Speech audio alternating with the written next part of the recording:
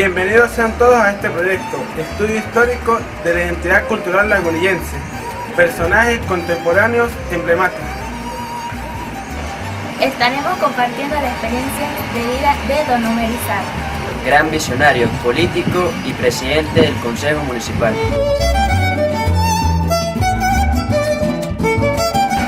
Los hermanos Araujo, Francisco Gerardo, Luis y Antonio. Emprendedores de la fundación del Liceo Luis Enrique Márquez Varilla.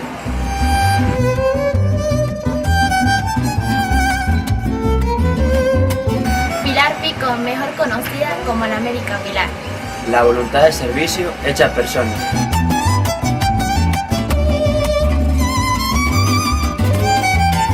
Lucio Varela, Cobrito. Un gran personaje popular. María González o María Los Perros. Su gran amor por los animales.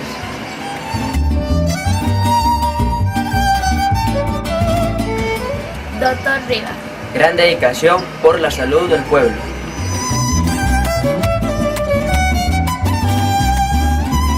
Vicente Briceño, Chente. Un colaborador incondicional.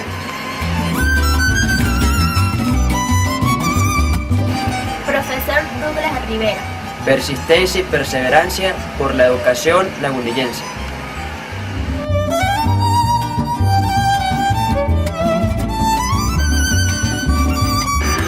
Este equipo de investigadores del Colegio Ciudad de Lagunillas con este proyecto opta al título de Bachiller de la República Bolivariana de Venezuela, contribuyendo con el acervo cultural del pueblo. Esperamos con este proyecto contribuir con la historia de Lagunillas y que ustedes lo disfruten tanto como nosotros.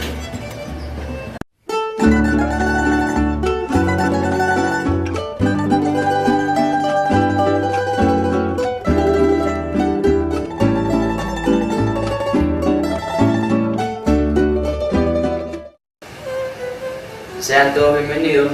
Hoy nos encontramos con la señora Mercedes Dorado de Izarra y el abogado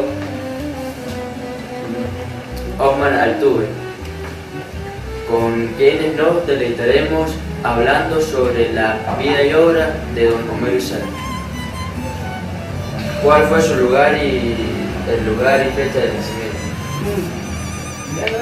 Nació el 2 de mayo de 1928 en Lagunillas.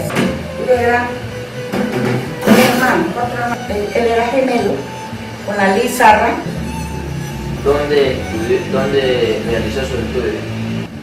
Egresó de la Escuela Básica Manuel Gual en 1943. Egresado de la Escuela de Aviación Militar en 1946. Cuando él cuando era sargento técnico de primera, lo mandaron por primera vez a Londres. Esto fue en el año, si no me equivoco, en el 57. Lo mandaron en una comisión a Londres. Según su experiencia, ¿cuál cree usted ha sido el aporte dentro del municipio de Don Homero? Bueno, hablar de don Homero Izarra es hablar de progreso, es hablar de constancia, de lucha, de trabajo. Hablar de don Homero es hablar de Lagunillas antes de don Homero y Lagunillas después de don Homero. Una Lagunilla llena de desarrollo. Es decir, don Homero, una vez que regresó de sus estudios universitarios y se integró a la comunidad como un dirigente político. Entonces, en ese tiempo, los dirigentes de la campana de Arturo Lapreti supieron que había llegado y el currículo que tenían todo, vinieron y lo captaron para la campana. Para la causa. Exacto. Entonces, él se metió ahí. O sea, ahí fue donde él debutó en la política. Como político. Exacto, como independiente. De aquel entonces, bueno, la comunidad lo hizo presidente del consejo y desde ese entonces hasta hoy podemos decir con muchísimo orgullo, pues la gran mayoría de las obras que están acá plasmadas y que hoy significan mucho para nuestra comunidad, pues fueron hechas por él. fue un hombre con visión de mucho futuro y todavía se conservan las obras que él sembró. ¿Creen ustedes que la obra de don Homero se pueda considerar como parte de la identidad cultural del municipio? Bueno, yo soy la persona menos indicada, porque soy parte de la vida de él, ¿no? Yo creo que cultural no tanto, pero lo que sí le voy a decir que fue una de las obras más humanas que pueden haber pasado por este ilustre Consejo Municipal, porque él fue presidente del Consejo. Fue un hombre muy apasionado por las cosas que quería. Entre esas cosas, quería siempre ayudar al que no tenía.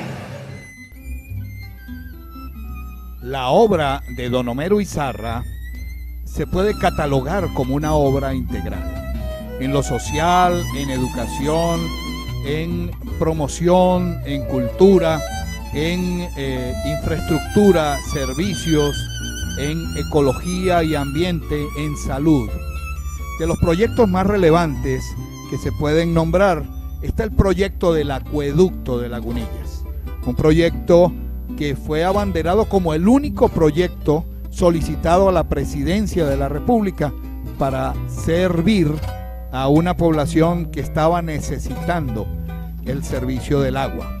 También vale destacar que hubo proyectos en vialidad, en electricidad, en educación y sobre todo recibió don Homero la visita de varios presidentes de la República, entre ellos el doctor Rafael Caldera, el doctor Luis Herrera Campins, quienes desde su presidencia apoyaron la obra y gestión de don Homero Izarra.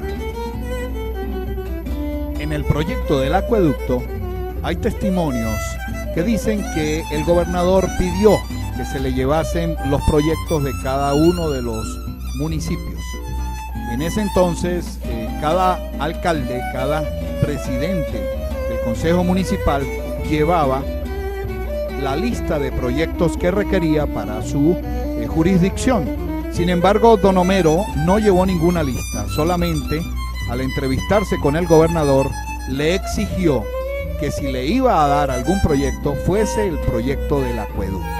De esta manera, el gobernador le dijo que contara con ese proyecto y ese proyecto se hizo realidad en breve plazo. Hubo necesidad inclusive de traer la tubería de muy lejanas latitudes para poder acometer con semejante obra que dio servicio a la población de Lagunillas. Bueno, le damos las gracias a la señora Mercedes y al doctor Altuve por brindarnos esta información por este momento. Como lo decía la señora Mercedes, detrás de cada gran hombre hay una gran mujer y aquí vemos una. Muchas gracias.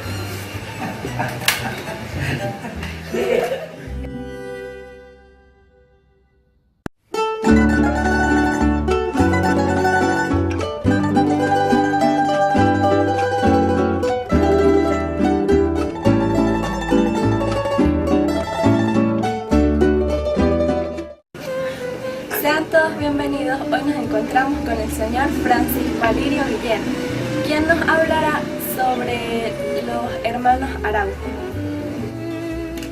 Dígame. Bueno, ¿usted quiere que les diga algo de mi amistad personal con ellos o de los grandes proyectos que se hicieron acá respecto a la educación? Porque ellos fueron educadores, todos fueron educadores, desde Francisco Gerardo Araujo, Antonio y Luis.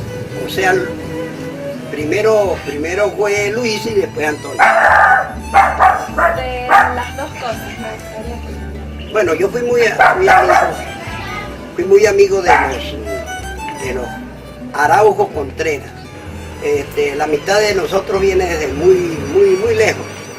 Nosotros nos conocimos desde que estábamos muy jóvenes. Era un hombre muy sumamente educado, pero una educación natural.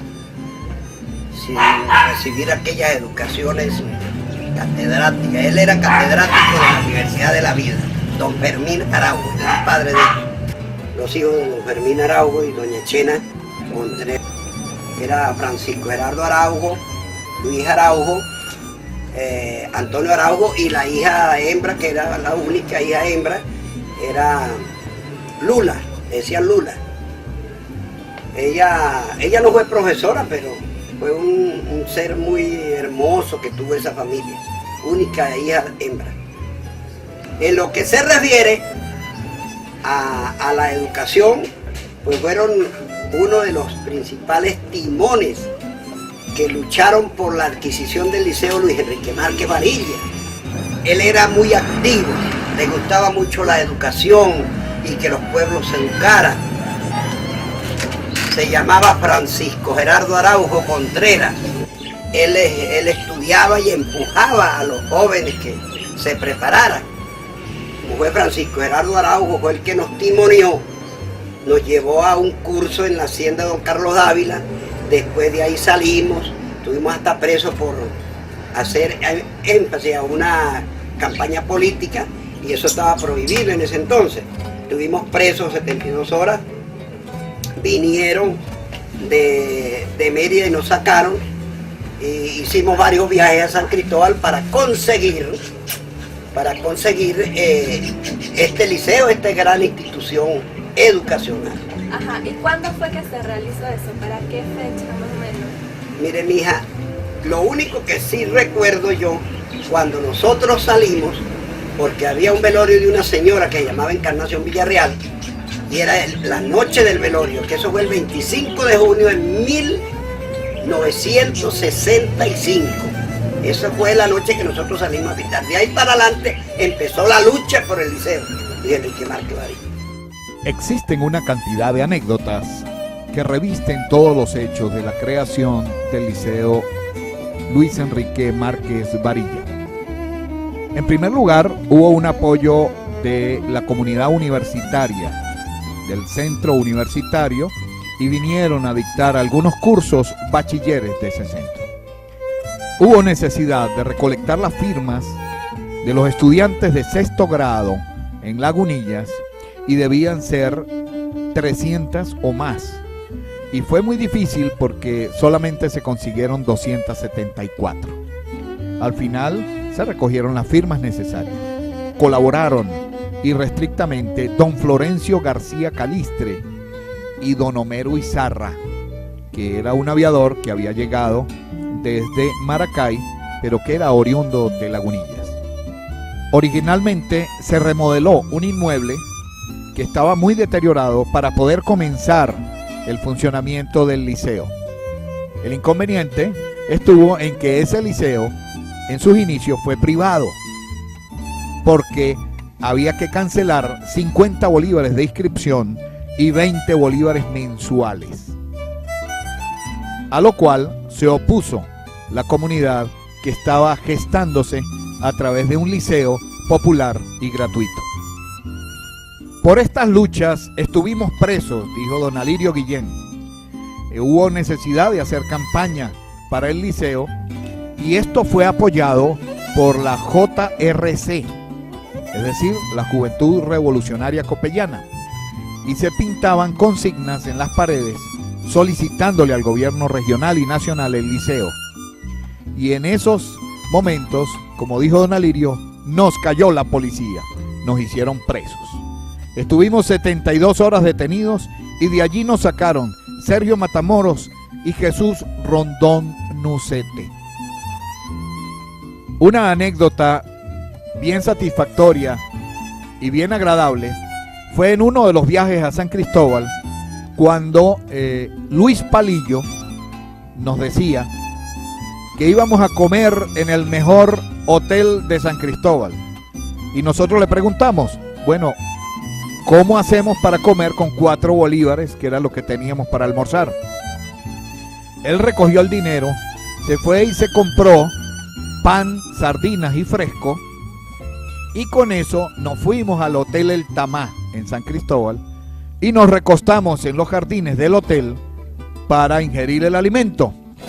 llegaron los funcionarios, mesoneros y cuidadores, celadores y hasta el gerente, y le dijimos que éramos estudiantes universitarios, que estábamos haciendo una diligencia en la zona educativa, y los bachilleres que nos apoyaron de la Universidad de los Andes sacaron sus carnets y con eso fue suficiente para poder permitirnos estar allí con la condición que dejáramos el lugar limpio.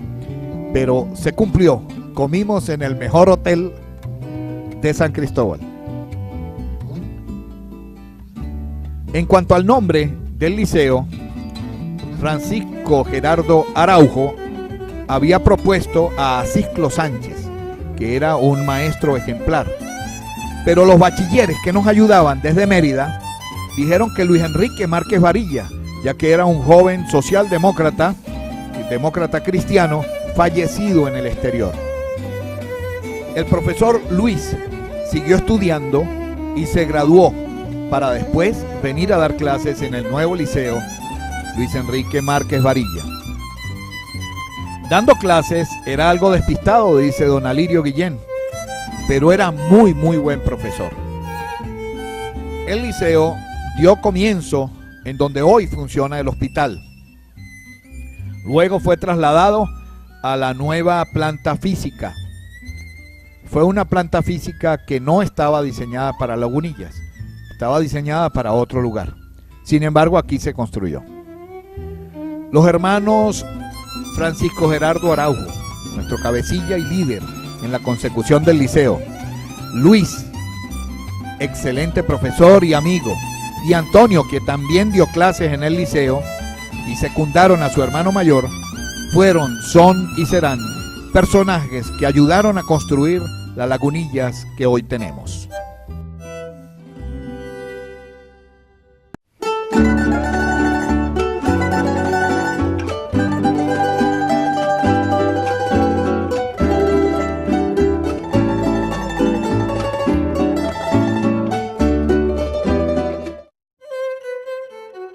Bienvenidos nuevamente. Hoy estamos con la señora Isaura Peña de Rivera, que hoy nos va a hablar sobre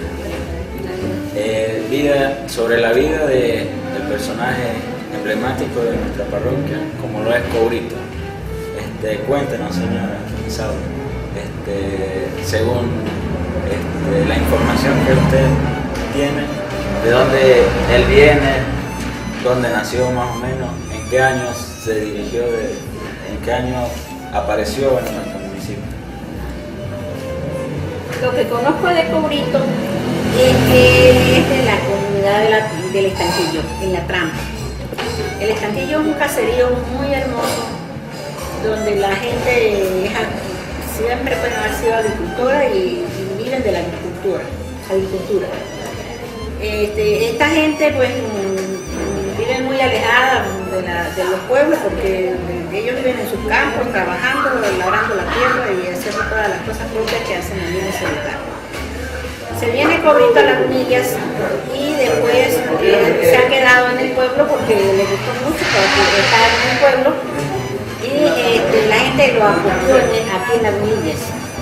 Él vive caminando por el pueblo, visitando las calles, especialmente en la parte de la cancha de Lagunillas, por la avenida Bolívar, y muchas personas lo han acogido en sus casas.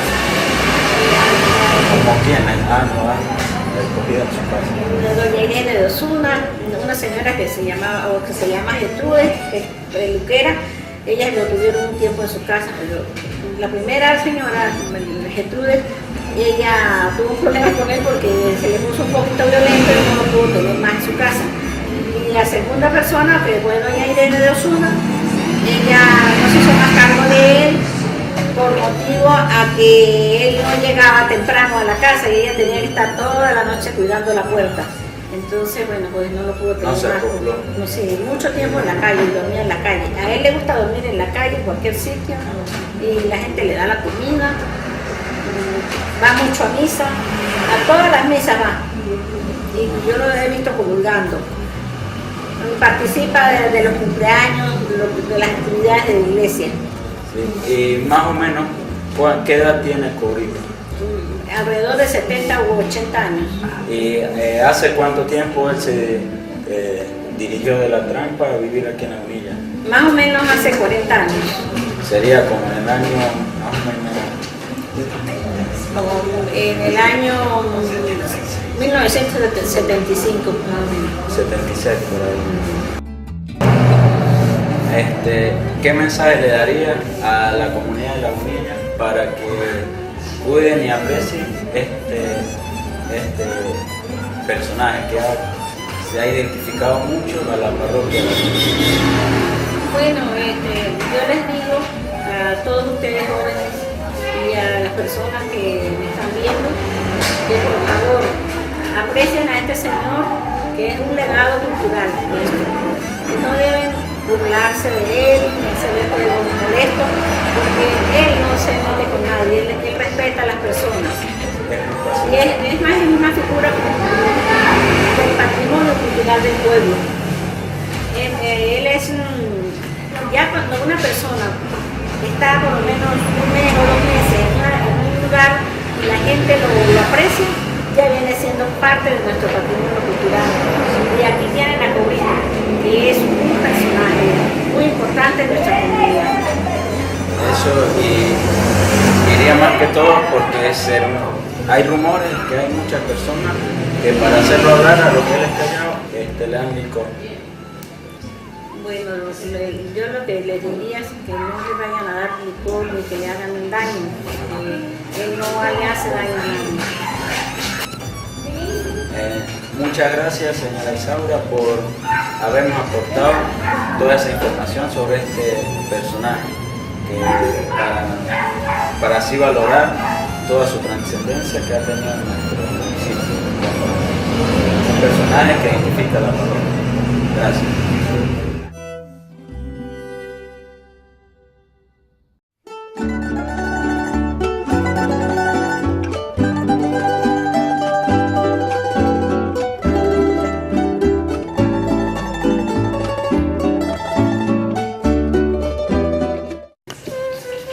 Bienvenidos sean todos a este nuevo capítulo del documental.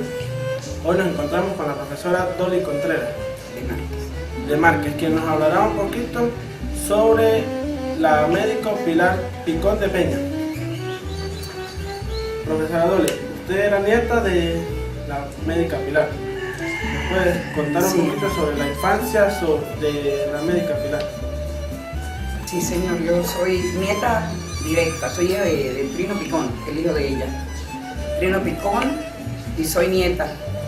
Lo que puedo recordar, porque también ella murió cuando yo estaba muy joven, muy niña, y entonces lo único que recuerdo son cuando venía a visitarla, estaba muy niña, venía a visitarla,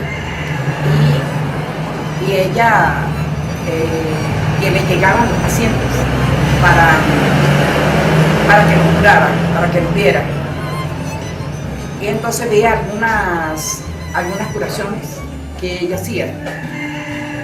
Desde muy joven la abuela tenía esa voluntad de servicio y ese don que nació con ella de curar, de recetar. Le gustaban mucho las plantas.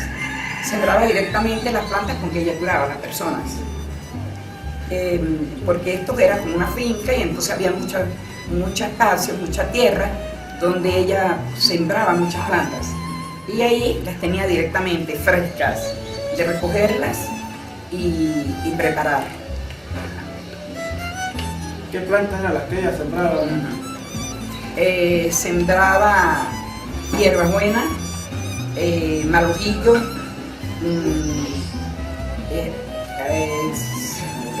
bairrú. Habían árboles grandes de bairrú. Bairrú era una hoja que ella utilizaba para preparar el ungüento verde. Ruda, romero, salsa parrilla,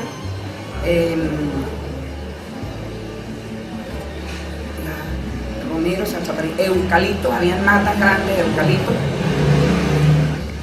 ¿Qué más recuerda usted sobre la médica Pilar? Bueno, de la abuela recuerdo las curaciones que ella hacía. Cuando llegaban pacientes, las veces que yo estaba, porque yo no vivía acá, venía a visitarla y entonces recuerdo algunos pacientes que llegaron. La médica Pilar nació el 12 de octubre de 1866 y murió el 10 de junio de 1958. Sí, muy bien. Es decir, que ella tuvo una trayectoria larga de médico.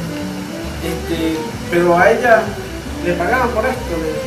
¿Cómo le pagaban a la persona? Bueno, ella no cobraba. La gente le traía lo que fuese su gusto traerle, lo que la gente tuviese, porque en esos tiempos pues era muy difícil el dinero, ¿no? Se le traían café, huevos, animales, gallinas,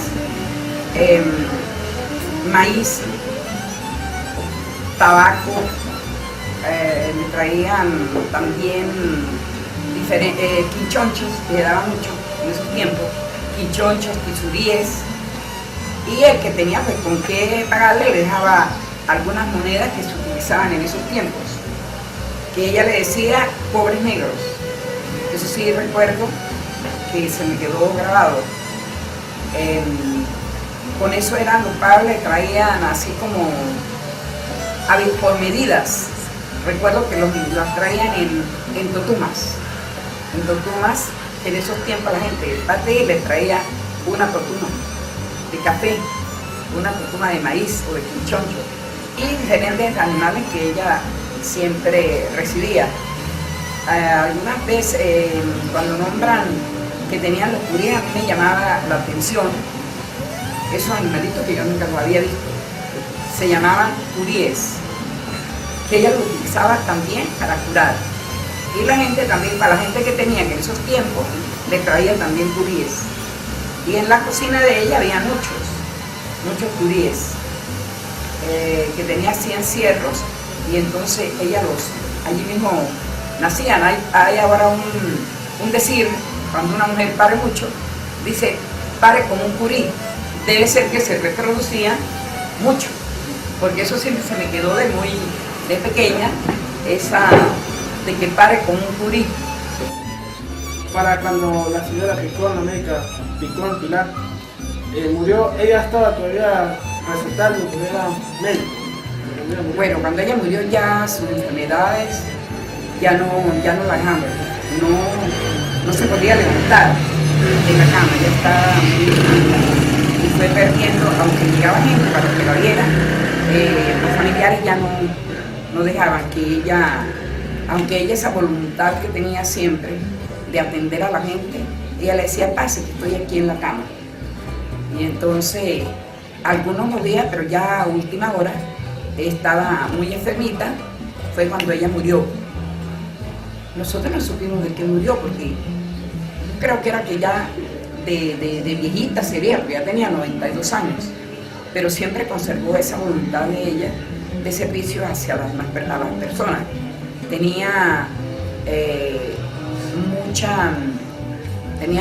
mucha espiritualidad. Ella era una persona muy católica, tenía esa espiritualidad de ella, de ver a las personas, no por el dinero, sino únicamente por servir.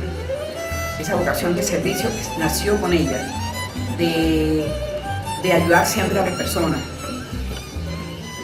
Profesor Dolly, ¿qué enseñanza, qué lección nos deja su abuela, la médica Pilar? ¿Qué nos dejó a nosotros, a la comunidad?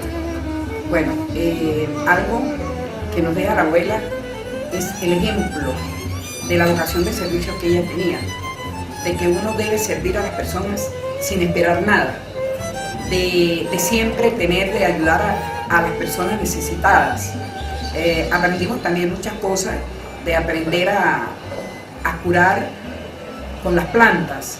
Nos deja la abuela ese ejemplo de ella, de espiritualidad, de amor, de servicio, de cariño pues a toda la gente, a todas las personas. Debemos nosotros por lo menos, porque ella llevó una vida ejemplar.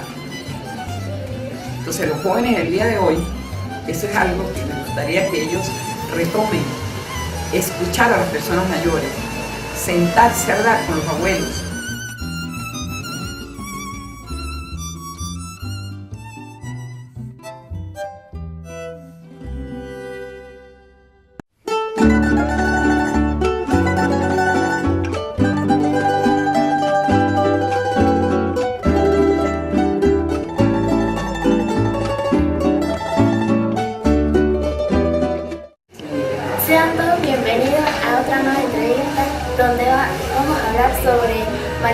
personales popularmente conocidas como María de los Perros.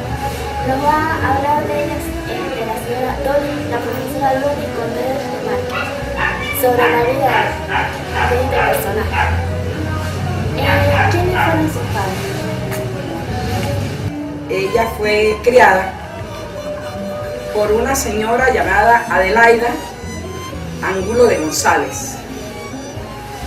Aunque algunas veces que yo hice algunas entrevistas al señor Pastor González, me contó que Marita, que él la conoció en su juventud, que era un personaje, era una señorita muy elegante y muy bonita, que le gustaba recolectar, trabajaba en la finca de él, el señor Pastor González, para la parte que se llama El Barro, y recogía maíz, pinchonchos, frijoles, café, y cuando siempre, en ese tiempo tendría Marita unos 14, 15 años, que era una niña muy elegante y muy bonita y muy alegre, que mientras que trabajaba siempre estaba cantando. En esos tiempos ella iba a recoger con su verdadera mamá. Algunos familiares de ella, directos de ella, me contaron que para esos tiempos la señora, la mamá de Marita, sufrió de una fiebre y murió. Entonces a Marita se la regalaron a la señora Adelaida González, que fue quien la crió como si fuera su propia hija. Y la otra niña se la llevaron a Caracas, más nunca la volvió a ver. Hasta hace como unos 10 años, que mientras Marita vivía acá en mi casa, en la casa que era de mi papá, que un día llegó y me dijo que quería venirse a vivir en la casa de Papito, porque a mi papá ella le decía la casa de mi papito. ¿Cómo se llama? Trino Picón. Se llamaba Trino Picón, que en mis tiempos de juventud pues había conocido a Marita allí. Ya Marita estaba enferma. Y mi papá me dijo un día que cuando él no estuviera, que nunca le abandonaba a Marita. Más o menos, ¿cuándo fue la demencia? Bueno, según dicen las personas, eso fue más o menos para los años 30. Debería de tener, para los años 50. Debería de tener Marita unos 20, 25 años. Y de ahí en adelante que ella toma, el esposo le da ese brebaje, le dice algunas palabras que según aquellos tiempos era como una maldición, que según lo que cuenta la gente, le dijo esto, ni para Dios ni para el diablo, y la echó de la casa. De ahí en adelante ella empieza a deambular. Bueno, la gente cuenta que estuvo viviendo muchos años en la parte de San Martín, donde llamaban el degüello, o sea, lo que se conocía comúnmente como el matadero. En la época que vivió, estuvo viviendo ahí en un ranchito, pero en la época que don Homero, el presidente del consejo,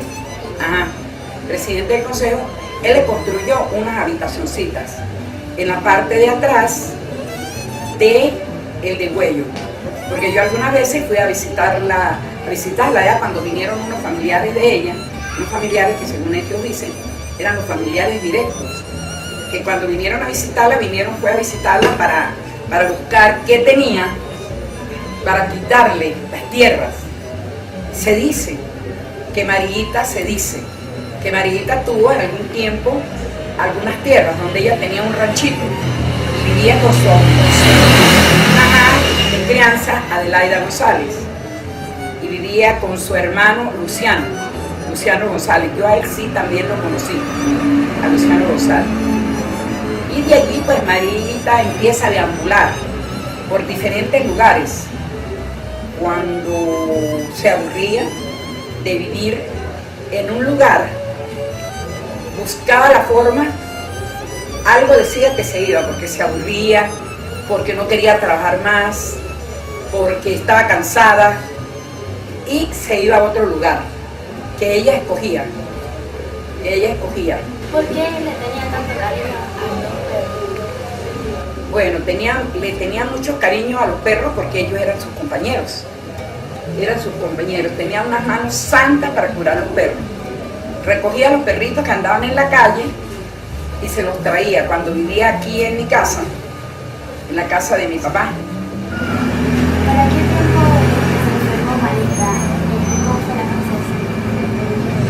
Bueno, Marita cuando se va de acá vive en diferentes lugares. Y uno de esos fue acá en la parte que es de la doctora que es Perfecto. Ahí hizo su último ranchito. Ahí vivía y una vez se enfermó demasiado, entonces los vecinos llamaron al cuerpo de rescate y a una parte del hospital y vinieron y se la llevaron. Ella sale de ese trance y mejora. Y entonces cuando ya se levanta, camina por el hospital y quería salirse. Quería venirse ya para su rancho donde ella vivía. El grupo social del hospital empieza a buscarle en el Socualnés. Murió un señor allá y le buscaron esa beca y la metieron en el Socualnés. Yo allá una vez la visité, pero no me conocía. Allá me parece que allá más bien sufría María de mucha soledad, a pesar de que la hallaron porque María era como un pajarito libre en la casa. Bueno, dándole las gracias por hablar con este personaje que nos enseñó mucho. Y esto fue un documental más sobre los personajes históricos.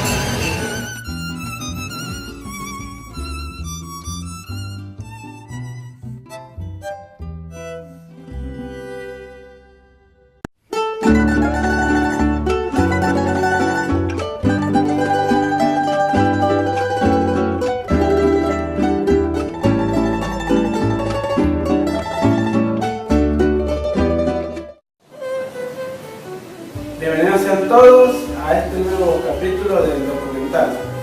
Hoy nos encontramos con el señor Robert Rivas, hijo del doctor Roberto Rivas. Buenos días, señor Robert. Buenos días. Bueno, cuéntenos primero dónde nació o dónde se crió el doctor Roberto. Se crió en la parroquia, nació en Mérida el 24 de febrero del 55. Estudió ahí mismo en la parroquia y sacó su bachillerato en el Liceo Libertador.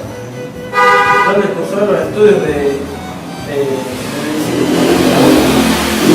medicina? ¿Él para qué años se graduó más o menos? Estamos hablando ya de 40 años. ¿Qué especialidad tiene él dentro del campo de la medicina?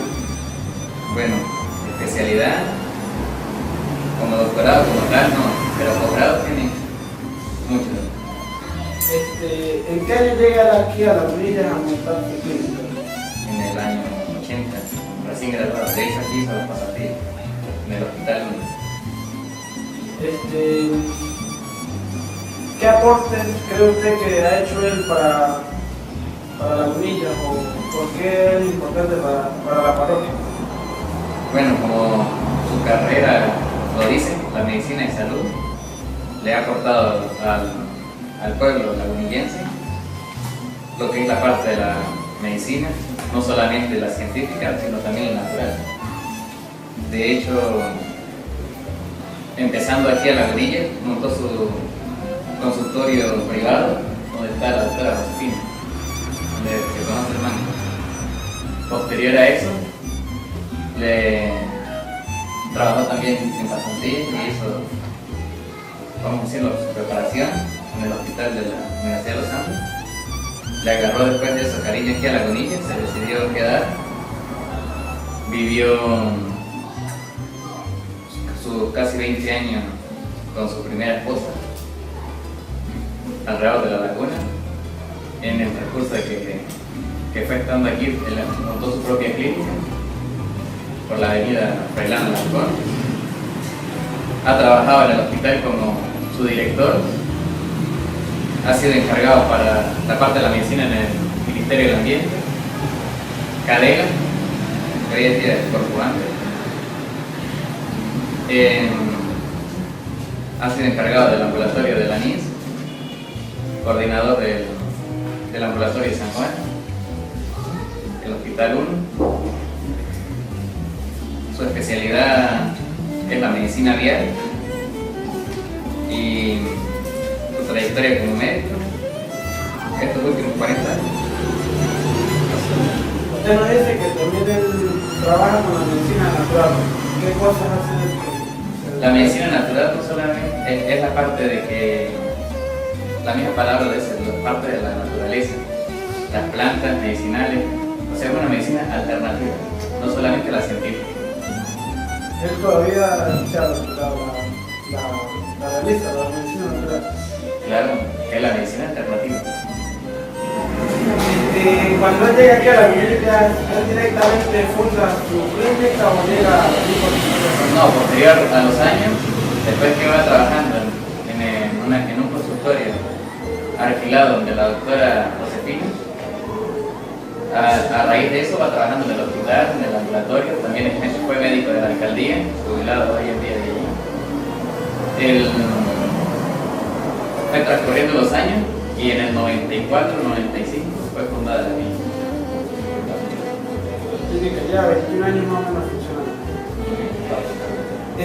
Pasando a otro punto, a otro lado, dentro del ámbito familiar, ¿quiénes fueron sus padres? Su padre fue José Armando Rivas, un gran mecánico de la parroquia. Su madre fue Lorenza Muñoz de Rivas, oriundos y habitantes de Supa. Hoy en día vive su madre en la parroquia, una cuadra más abajo, la parroquia. Tiene 2 hijos por dentro del matrimonio, una hija natural y 2 hijos con su segunda pareja. Hablando un poquito sobre la vida de él, o sea, fuera de la medicina, ¿qué hace él? ¿Qué costumbres tiene? Pues a él siempre le llamó la atención estudiar estudio jurídico, que es lo que es derecho. Pero por su carrera, su medicina, ha sido entregado total. O sea, que él todo el tiempo se entregaba a su medicina. No solamente lo hace a fines económicos, sino porque le gusta. ¿Usted tiene algunas anécdotas de él o algo que le haya pasado en su infancia, en su juventud? Bueno, le ha gustado conocer, leer, viajar, interactuar con las personas directamente. Ha participado en la parte educativa como presidente de asociación civil. Le ha gustado un poco vamos a decirlo, la política. De hecho, se lanzó como alcalde estamos hablando de 2003, más o menos, con un movimiento que él mismo organizó que se llamaba Despierta Sucre. En el ámbito personal, en sus tiempos libres le gusta leer, ilustrar. ¿Qué mensaje le da usted a la población de la parroquia sobre el legado del doctor Roberto Rivera?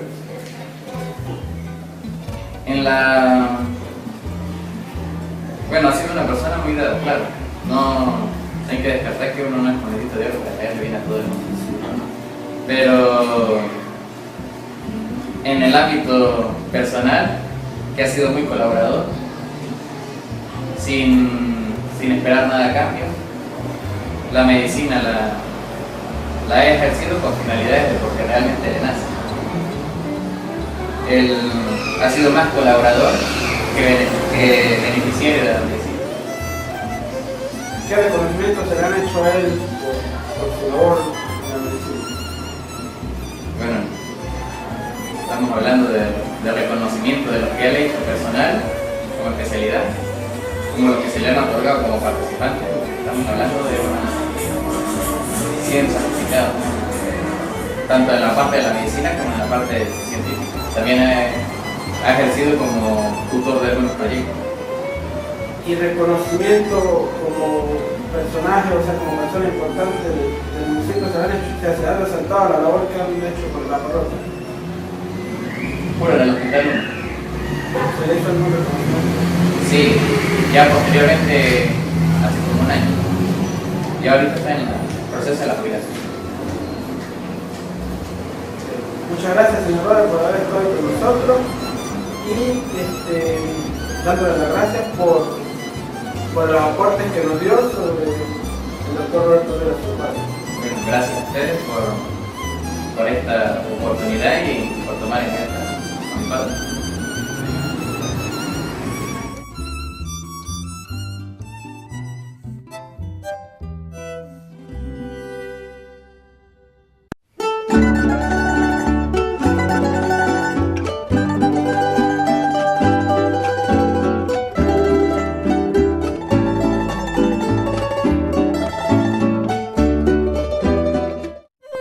Hoy nos encontramos con la profesora Oneida Marquina, quien nos hablará sobre Vicente Briceño Contreras, conocido popularmente aquí en Lagunilla como Chente, el matica lagunillense. Cuéntenos, profesora, ¿cuándo nació Chente y quiénes fueron sus padres? Pues bien, de Chente hay mucho que hablar. Tengo entendido que Chente nació el 22 de enero de 1929. Sus padres fueron María Ramona Contreras Picón de Briceño y el señor Juvenal Briceño. Este parto fue atendido por una gran señora de acá de Lagunillas que se llama o lleva por nombre Pilar Picón. Además, era la abuela de Chente. Ella era la madre de la señora Ramona. ¿Qué nos puede decir usted de Chente? Chente era un personaje tradicional aquí en Lagunillas, llamado, o le solían decir, el matica lagunillense. Este gran señor era humilde, generoso y muy servidor. Además de que él tenía su edad, tenía un alma de niño. Profesora, ¿cómo así un alma de niño? Bueno, se dice que alma de niño porque en su infancia él afloró indicios de limitaciones mentales. Se perdía por 3, 4, 5 días. Al final resultaba que él se encontraba o se había ido para Tobar, el Vigía, Santa Cruz. ¿Qué hacía Chente en el ámbito laboral? Era regador. Le gustaba regar el sembradío de caña de azúcar, trabajó como caleta, también trabajó a construir bloques de cemento, fue ayudante de albañilería, donde lo buscaban pues él iba y trabajaba. ¿Qué hacía Chente aquí en Lagunilla? O sea, ¿cuáles eran sus anécdotas? Él participaba mucho en los actos fúnebres. Donde había un muerto, ahí él llegaba. Él se hacía cargo del velorio, él estaba en el novenario, participaba en el cabo de año y él no estaba mirando que las personas fueran ricas o pobres. Se hacía cargo de arreglar sillas, de estar pendiente de las velas, donde estaban velando a la persona, barría la casa, él picaba la leña, él se hacía cargo de cocinar, estaba pendiente de la familia y de las personas que llegaban a ese velorio. Él se hacía cargo del muerto. Y no dormía, él velaba el servicio fúnebre toda la noche. Él se hacía cargo de recoger la limosna y a él no le faltaba una casa que él no visitara. Y era tan honesto que él no agarraba un centavo. Lo que recogía, eso todos los días llegaba y se lo daba al dueño, al deudo donde estaba el muerto, ¿verdad? Eso lo hacía él durante los 9 días. Tengo entendido que él solía decir algunas palabras. tenía algunas frases. ¿Cuál recuerda usted de esa? Sí, él cuando llegaba y veía a las muchachas bonitas en la casa, él le decía, ¿cuántos años TNT? Entonces le fascinaba que uno le contestara 5. Cuando uno le contestaba 5, pues él se soltaba una carcajada y decía, gandota la muchacha, gandota, gandota. Cuando él iba caminando, pasaba a alguien en un carro, en un vehículo, y le tocaban la corneta, y él se molestaba mucho. Entonces él seguidamente volteaba y le decía, ¿qué? Pica culo, rásqueselo. Era una de sus frases. Cuando a él le regalaban zapatos nuevos o zapatos usados, él se los colocaba y llegaba a las casas y decía, esos zapatos sí caminan. Es que como él se quedaba en las casas de las personas que morían, ¿verdad? Como dije anteriormente, él los levantaba en la mañanita y decía, la frase que decía él para despertar a esas personas era currucú, currucú, currucú. Con estas palabras despertaba a la familia, ya la familia sabía y se levantaba. Había gente que ya lo conocían a él y por hacerle maldad le ponían algo peligroso, como asustándolo con una culebra o asustándolo con algo, y lo que él respondía era la pinga, esa era la palabra que él decía, ¿verdad? Y a fines de enamorar a una muchacha, llegaba a la casa y miraba a la muchacha y le decía, amor, mañana nos casamos. Eso era risa para él cuando le decía a uno esas cosas. También Chente le gustaban mucho las festividades de acá de Lagunillas. Festividades como por ejemplo las fiestas de San Benito en enero, las fiestas de Carnaval en febrero, las fiestas de San Isidro en mayo, las de Navidad en diciembre. Chente, él cuando muere, ¿cuándo fue el final de su existencia física? Dicen que él murió el 20 de enero de 1996, a la altura del mercado de acá de Lagunillas. Pasó un carro fantasma, quien le cegó la vida en forma trágica. Es lamentable porque de verdad, pues, Chente, un gran personaje de acá de Lagunillas, y murió trágicamente. Sí. Con todo lo que había hecho. Con todo lo que él había hecho. Para finalizar, profesora, ¿qué mensaje dejaría usted para la población lagunillense? Pues bien, el mensaje que yo daría para la población de Lagunillas sería sobre todo para los jóvenes, que deben prepararse, ser buenos ciudadanos, aportarle mucho al pueblo de Lagunillas y valorar sobre todo su cultura. Muchas gracias, profesor. A la hora.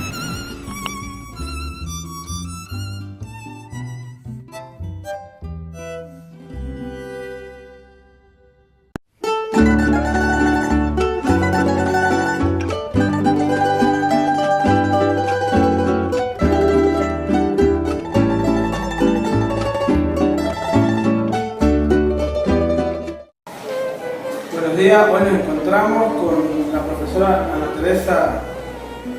Teresa Herrera de Rivero, quien nos hablará un poquito sobre la vida del profesor Douglas Rivero. Buenos días, profe. Buenos días, muchachos. Bueno, profe, al principio queremos que nos hable un poquito sobre la vida, la infancia, dónde nació el profesor Douglas, dónde vivió, quiénes fueron sus padres. Bueno. El profesor Douglas, a pesar de que ha hecho vida activa en Lagunillas, él nació en Maracaibo, Estado Zulia.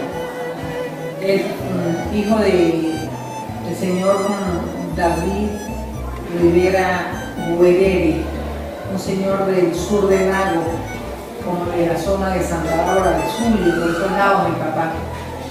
La mamá, una señora Ramona Prieto de Rivera, del sector de la Alameda, de Lagunillas. Aquí el señor en sus viajes lo conoció, se enamoraron y es producto de una unión maternal muy bonita, donde hubo 8 hijos. Bueno, él estudió en la escuela Manuel Guale, y ahí él estudió primaria como hasta 4º grado. Luego se fue a la ciudad de Barquisimeto y allí sacó su 6º grado y estudió alguna parte de secundaria, como hasta 2º año en Barquisimeto, porque estando él pequeño, digamos, como de unos 5 años, su mamá murió.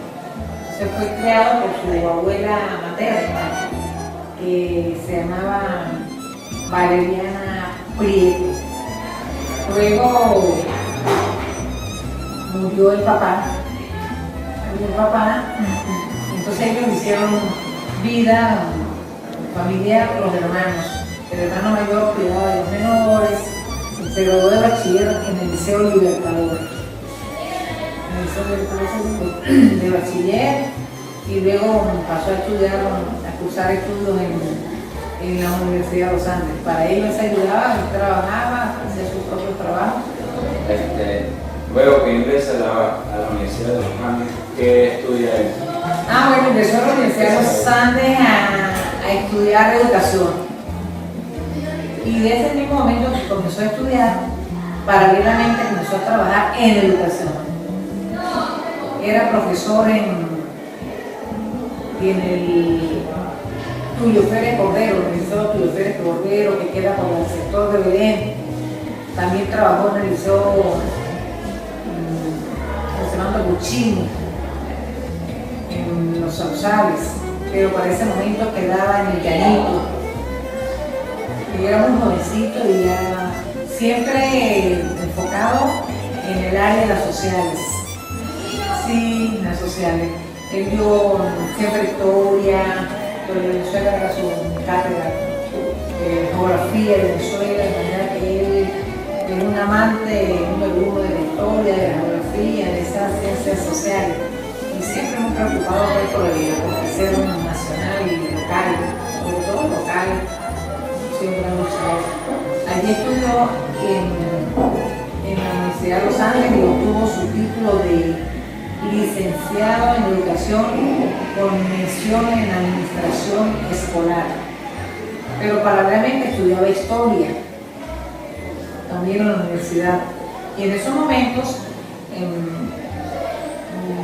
llegó a ser presidente del Centro de Estudiantes de la Facultad de Humanidades.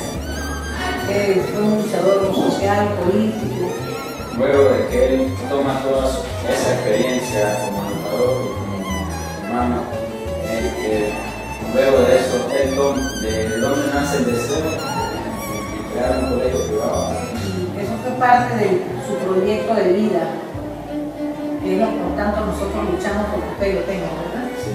Tuvo ese proyecto siempre de fundar una institución diferente a las demás, donde los compañeros, los estudiantes, fuesen amigos de los profesores y viceversa. ¿Para qué año sucedió eso? Pero en una oportunidad fue por 4 años, 5 años, fue director de educación del Estado Medio. Siempre fundó muchísimas escuelas en el Estado Medio, fundó muchas escuelas, construyó muchas escuelas, hizo que se construyera, pues, buscaba presupuesto. O sea, la educación ha sido para el profesor Douglas una prioridad. Por ejemplo, las escuelas de niños especiales, de niños con dificultades que ahora se llaman dificultades de aprendizaje. Esa escuela que queda en Bonito, que se llama Feria Corredor Tancredo. Esa escuela fue fundada por él para niños con dificultades auditivas. Siempre, y luego también ejerció funciones como director del Instituto Nacional de Capacitación, porque la idea que él siempre tuvo es que un bachiller debe salir de las aulas sabiendo un oficio. Ese fue el amor por la educación y el amor por los estudiantes, fueron los que le impulsaron a ustedes a crear lo que hoy es. Claro, y además como él le debía parte de su formación a Lagunillas, pensó que Lagunillas carecía de una institución de carácter privado y fundamos este colegio con muchas dificultades porque no teníamos recursos, alquilamos estas instalaciones que todo era un antiguo trapiche. Sí, más que el proyecto yo digo que lo que es muy organizado. Ese eslogan, ese lema que tiene el colegio nació de esa misma personalidad del profesor Douglas: ética, disciplina y trabajo. ¿Cuándo ustedes pueden olvidar ese? Él siempre se unió hacia la parte cultural, la música. Ah, bueno, imagínense, con la música, es más, todo el mundo piensa que Douglas es el músico número uno, pero lo que realmente es amante de toda la cultura, de todo evento cultural, y le ha dedicado muchísima atención a la música. Bueno, dice que el colegio tiene banda, tiene orquesta, tenemos ahorita el coro. Él también se ha destacado en nuestro municipio por eso, porque ha rescatado la historia de la trascendencia de la niña, por todas las batallas que él también ha caracterizado. Sí, y en eso está, eso no es tarea, no termina. Douglas está haciendo una investigación profunda sobre las batallas, la campaña admirable con el paso de Bolívar por Mérida. Él también tiene un apego hacia lo que es la naturaleza. Douglas es un enamorado del ambiente. Entonces, desde que este colegio se fundó, lo primero que hicimos fue instalar una brigada ambientalista. Anécdotas. Cuando tenía bigote. No, tenía bigote. Bueno, anécdota de Douglas, pues, el bigote, imagínense, sí, el bigote era un ícono de Douglas. Y yo le decía, quítate ese bigote, que mire, que es muy viejo con ese bigote. No, yo soy un bigote y me van a escribir un bigote. Y él se debe mucho a ustedes, a los estudiantes. ¿Qué tal como lo vean sin bigote? Eso va a ser muy... Y bueno, un día decidió y llegó un lunes sin bigote, ¿no? Se veía hasta más joven, no sale de los 32 años, todavía está. Sí, bueno, y familiarmente, pues, primero al dejar una obra educativa, educacional, en un momento que nadie apostaba, todos los amigos me decían, pero ¿cómo van a fundar un colegio en Lagunillas? Lagunillas es un pueblo deprimido, no tiene cultura para el pago, para atención a los estudiantes, los papás, es toda una ciudad de dormitorio donde están las personas, ¿verdad? Entonces, bueno, pero sí, nosotros estuvimos creyendo en Lagunillas y creyendo plenamente, y de esa manera se fundó el colegio. Pero fíjate,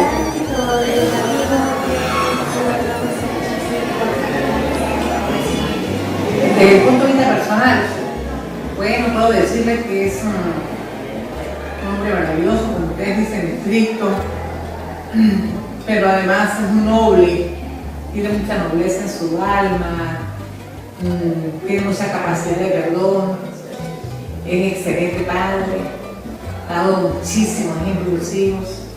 Y hoy día pues estamos nosotros en una etapa bien interesante, estamos ya conocidos todos profesionales, bien educados, disfrutando y como recogiendo los frutos, y de eso pues siente muchísimo orgullo, ¿no? ¿Usted considera que es un personaje emblemático para la parroquia? Bueno, yo no sabía que está la persona más indicada para decir si es emblemático o no. Emblemático en el sentido de que ha ayudado al crecimiento de la... Pues sí. Ah, bueno, sí.